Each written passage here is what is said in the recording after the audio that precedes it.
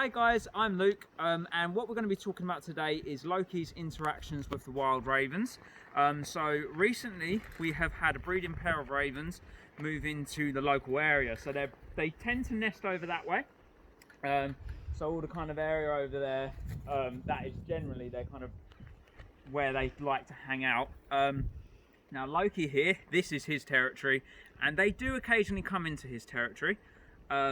When they do come into his territory, he's not so keen on it. At first he didn't really kind of understand what they were, but then as he started to realise what they were, he wasn't too keen on it at all. We do have a lot of jackdaws and magpies here anyway, so we've got a lot of other corvids here, and he tends to chase them off a lot because they try and steal his stashes. He stashes all over this arena. He's got food everywhere, and the local magpies and jackdaws come into the arena and they steal that. But the ravens, they also really don't particularly like him either, so they will come into they'll come over here. You'll usually hear them flying over, you'll hear their cawing out, and if he's out, so usually in the morning we kind of get him a lot, if he's out, they'll come over and they'll give him a lot of hassle. Usually it ends up just being the one. We did have one day where Loki was out, and he's off fending off the jackdaws right now actually. Loki was actually out and the wild raven came over, and Loki thought it was just the one, so he thought, brilliant, I think it was the female, so females generally tend to be smaller in ravens, and he thought, I can fend this female off, so he did. And then as he was flying around chasing her, the male came in, and obviously the males are larger in ravens as well, so the males were the same size as him, and they gave him quite a lot of hassle because of that. And there was one day here as well, he flew in and they had a little bit of a tussle in midair, so they really don't like him. What they're basically trying to do is obviously try and get rid of the primaries, get him out of the area as well so that he can't fly. But this is his area. It's almost like a turf war.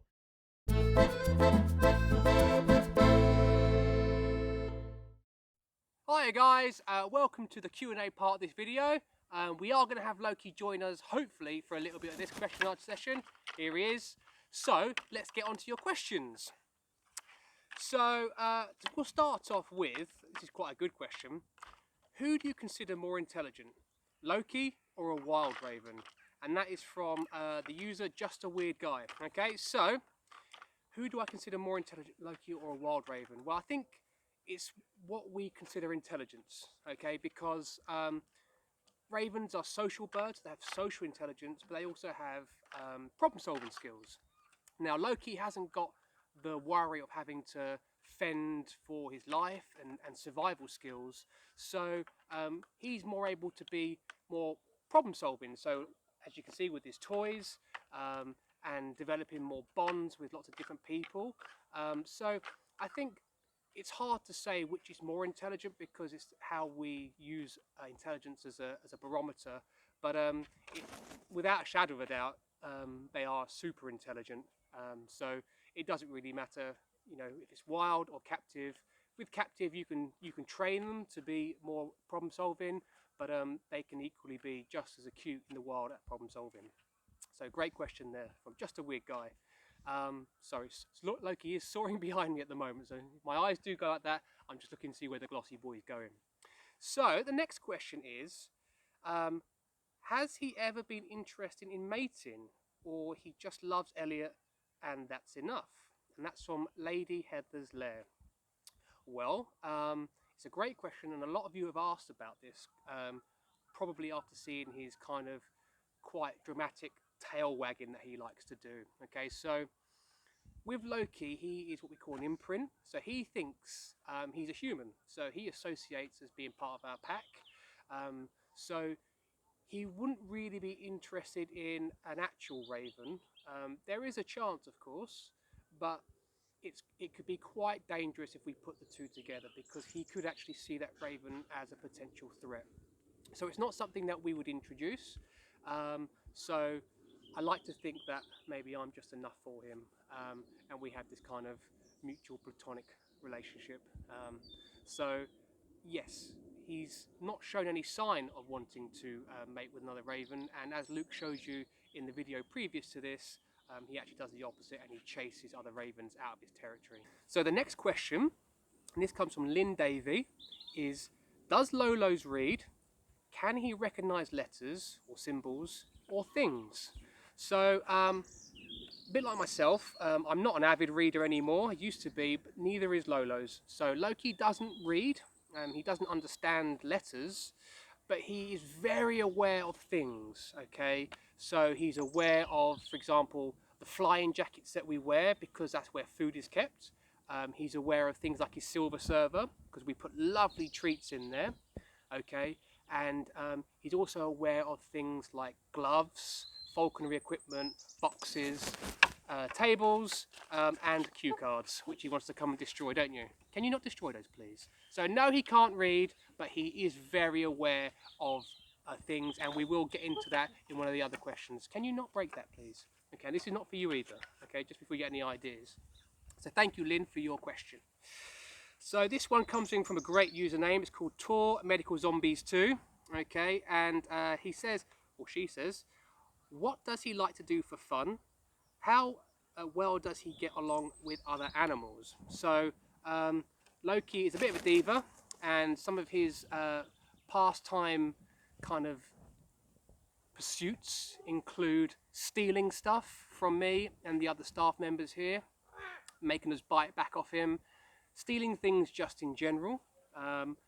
Sometimes these are just for him to take back to his lair and hoard. Sometimes these are things for him to destroy because, like some ravens and some corvids, Loki just wants to see the world burn on some days, which, you know, sometimes I can appreciate. So Loki does lots of different things for fun, but he also really enjoys human companionship. So spending time with us, doing little tricks and puzzles, caching food, searching for food, tug of war, games. He has a whole wide remit of things that keep him occupied and socially active. So great question there. So this one is from Verbose, okay, and this one says, how does our glossy boy get so glossy? What's his secret? Okay, so unfortunately it's not something that we can use. It's not L'Oreal or any glamorous shampoo, but it is all down to his wide and varied diet. Hello, mate. You're going to be nice, okay? So at the moment you can see he's going through a bit of a molt of these feathers at the back, but he still has got that lovely gloss, and this is due to his wide range of food. So what he's eating at the moment, which is a bit of a snack, are cat biscuits or kibble, okay? And these cat biscuits have lots of really luscious oils that really work well in keeping his sheen nice and glossy, but also really rich food like quail, duck, rabbit, squirrel, and kind of real high protein meats also go along with that. But then also things like fruit and veg are also part of his diet. So all these really rich and nutritious vitamins he gets goes a long way to keeping him looking shiny and healthy. So if you do want tips from Glossy Boy, if you're up for eating a bit of cat kibble, then go for it, but just eat your fruit and veg, basically. So this one comes from Funky Worms, okay, great username, and it says, does Loki differ physically from the wild ravens? Does he have a fuller plumage, glossier, bigger? Okay, so, and this all depends on what the ravens have access in terms of their food supply. You know, sometimes in the wild they don't have a great range and variety, so they can often look quite matte black. They don't have that sheen because they're not getting the fatty and rich foods that they need. Their plumage is going to be roughly the same. Okay, Loki's not any bigger in terms of plumage, but in terms of their actual mass, with birds in captivity, we have seen over the last kind of 30 years a study that shows that captive bred birds are generally getting smaller. Okay, this is specifically true for raptors.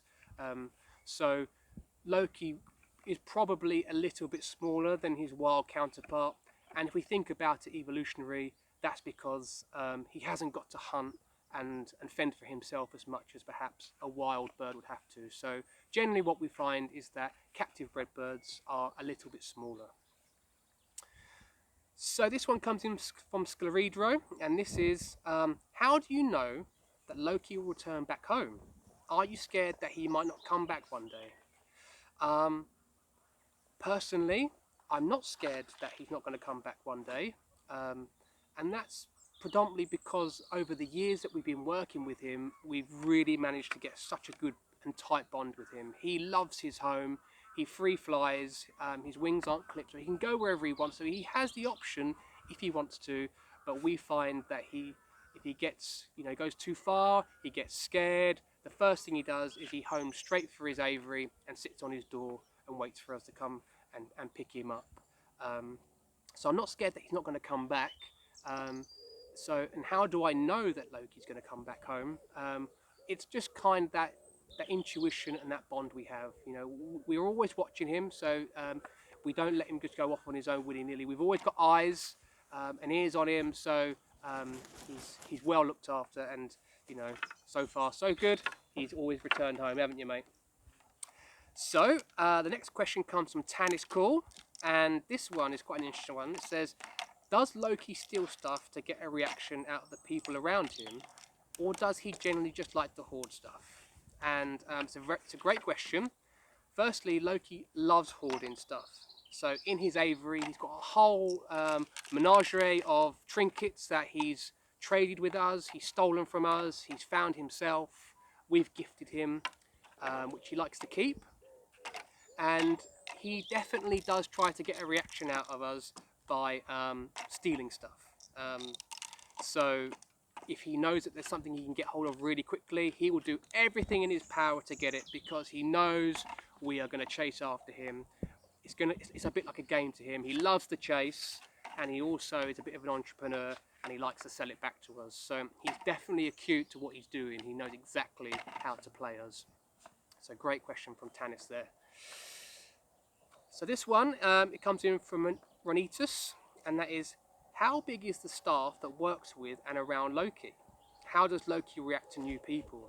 So there's a few of us here at Code of Falconry.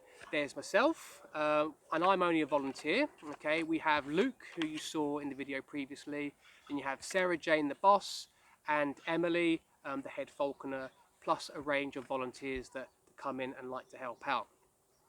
And how is he around new people? Oh, okay. Is it too much about me at the moment, is it? Yeah?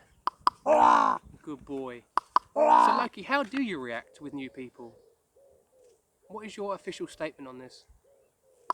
I see. Anything else you want to add? Okay, good boy. So with new people, no, can we not do that, please? That's not good, is it? Behave now, okay? With new people, he is sometimes apprehensive, but he can gauge a scenario. Do not spill that on me. I know what you're doing. Sneaky. So with volunteers, he knows after a while that they keep coming back. So he likes to try and push his boundaries with them and try and bully them into giving him stuff.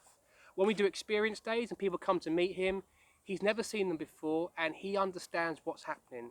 So you're very well behaved with him, aren't you? You are. You're a really good boy with our guests. It's just his volunteers and the staff he likes to sometimes be a bit mischievous with. So he's quite cautious with new volunteers until he gets to know them. And when he gets to know them, he can judge whether or not he can bully them or if they're just going to give him lots of lovely treats. Is that right, mate? Does that work for you? Okay. So from Mappic, has said, have you noticed if he makes certain sounds depending on his mood? And as you can see, he's doing his famous Gwah at the moment. He's kind of working out what is going on, because this is quite an unusual for him to see on an afternoon, no one here, toys about, and a camera on. So he does definitely make certain noises when he wants to express himself. So if he gets really excited, he does lots of kind of high energy noises. When he gets frustrated, he will do other kind of calls. Can you not destroy everything, please? I know you want... Can I have that, please? No, I know. So you can hear that noise at the moment. That's him not getting his own way, okay? And he's begging me to let him continue tearing up bits of paper. So his mood definitely comes out in his vocalizations. So when he's happy, he loves to show off and Gwah. And if he wants to get my attention, he likes to mimic my laugh, and we've all heard the laugh. I'm not going to do it on camera because it makes me sound silly. So he definitely does express himself in his mood with different calls. Okay, so we're moving on, and this is from Kristen. Okay, this is a great question. Is Loki a more good-natured raven compared to wild ravens, either due to being around with you, or is it just his personality, or both? With a caveat, is it evolutionary beneficial for ravens to be social and mischievous? Well, Kristen, they definitely are as mischievous in the wild. It's been well documented. Ravens will pull the tails of monkeys, tigers and wolves just because they want to explicit a reaction from them, because they actually find it entertaining. They'll also push each other down hills for fun. So they do definitely do that in the wild. They do enjoy that kind of trickery, and hence I guess the Norse god Loki definitely works well in this case. Being a raven, Loki, like his wild counterparts, loves playing jokes. Is it evolutionary beneficial? Well, being in a big group, there's safety in numbers, so they can hunt, but predominantly they're scavengers. So in the US, for example, you can have huge flocks of ravens, whereas in the UK, it tends to just be a breeding pair, but there's always that safety gain when there's a few of them. So great question. And to do with his nature, that flips and flops every single day, depending on what he wants to do. Sometimes he's in a great mood, sometimes in a more benevolent mood, and he likes to give us stuff.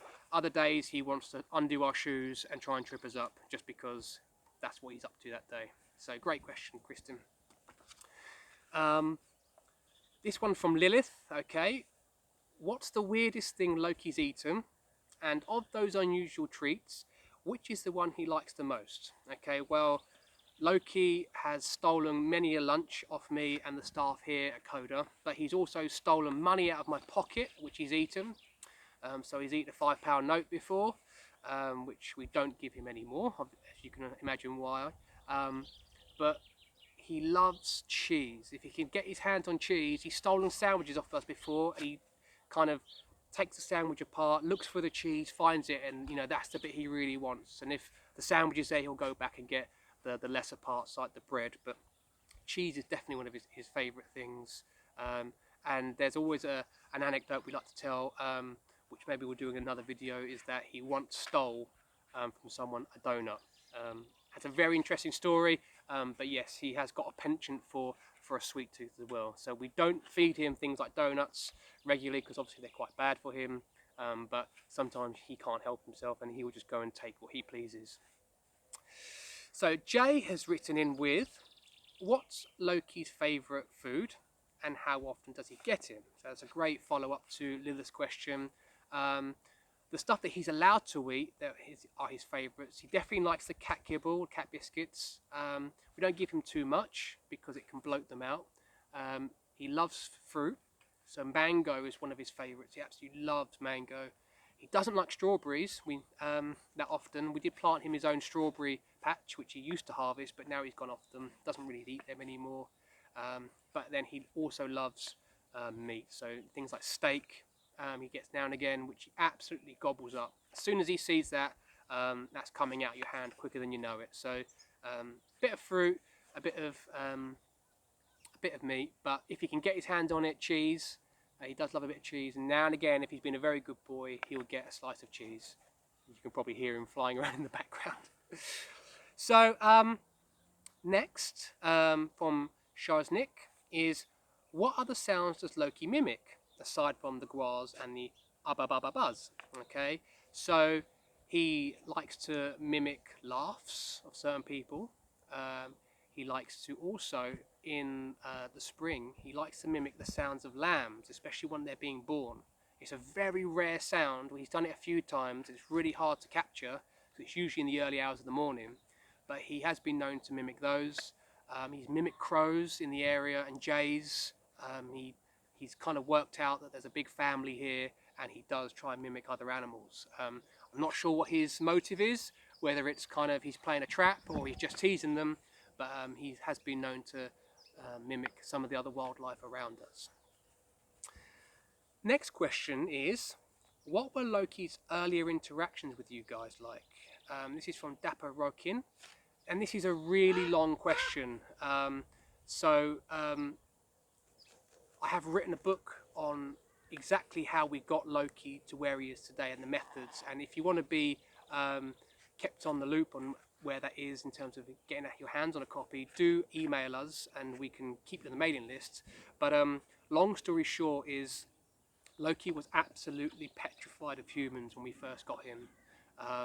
So we had to do a lot of work with him. He was very much a fight or flight animal, and when you're working with a captive bred birds and they're in a very confined space like an aviary, they can't flight, then the next one is fight. So we had to, over many years, wean that aggression out of him, and we did that through trust and through social bonding. So we'll maybe do another video on that, because it's quite a detailed story on how we got him to where he is today. But his early interactions weren't great. He was very scared, and we still work with him on a daily basis to try and kind of alleviate some of those anxiety issues that he once had in the past. Again, this follows on. Is he easy frightened by new things like people or other animals? And that's from Sneaking Mouse. Okay, so the short answer is yes. He does get frightened quite easily by things he's never seen. Ravens in the wild are taught by their parents what to be scared of, just like human parents would do. But Loki never had that benefit. So by proxy, everything to Loki is treated with absolute suspicion and caution as a default. So new toys, for example, takes a long time for us to build up the trust, and he can then ascertain that it's actually a safe thing. So with people it's not so bad, because he's really bonded to us now, so he does gel with people quite quickly. And other animals, well, as you saw from Luke's video previously, he's not one for mixing with other animals, especially other birds. He probably is quite frightened of them, but we don't ever allow that to happen where there's a situation where he can be left on his own to mix. Okay, so there's that done, and we are moving on to Liz. And Liz has written in to say, why do ravens and other birds rub their beaks on surfaces? Has Loki ever given Elliot and other gifts that he might have stolen from others? Okay, so it's a great question, Liz. So you might have seen him earlier. He was rubbing his beak on the table. So there's many schools of thought. There was a study done in 1992 that documented starlings, and when they eat sticky food like suet or seeds that get mushy around their beaks, they do use surfaces to clean and wipe their beaks. Another study shows that they can use it to sharpen and file down their beaks.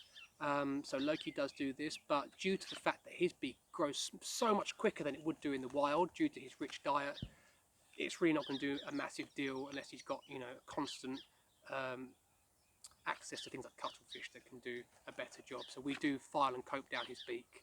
And there's another reason why they do it. There was a study done not too long ago with jonker birds, and is that they often preen, okay, with their beaks, and they sometimes get some of the pheromones on their beaks, and this can be used for mating. We don't think that's the case for corvids, but that kind of behaviour has been seen in other passerine birds. And to finish up on Liz's question, has Loki ever given myself or others gifts? All the time. And that's one way to, like a lot of humans, is to earn his love, is to buy him and dote with him lots of gifts. So I've given him many trinkets, money, magnets, badges, go-kart trophies, and when he gets given a shiny new gift from us, he thinks it's the best thing ever. So he parades it around his aviary and shows off everybody that wants to see his new gift. And you'll find many months later, if we've got something like a bit of food he knows we've got and we're not giving it up, there is the opportunity for him to trade, and he will take one of those gifts and he will exchange it with us and give it back to us. So he has done that with both myself and more recently with other members of staff. So Patricia has written in and says, how bold is Loki and what keeps him from flying away? Well, Patricia, You just missed his birthday. It was the 8th of February every year, and he is now 8 years old. So we had him when he was about 1.5 years old, already an adult. He's 8 now. And what keeps him from flying away?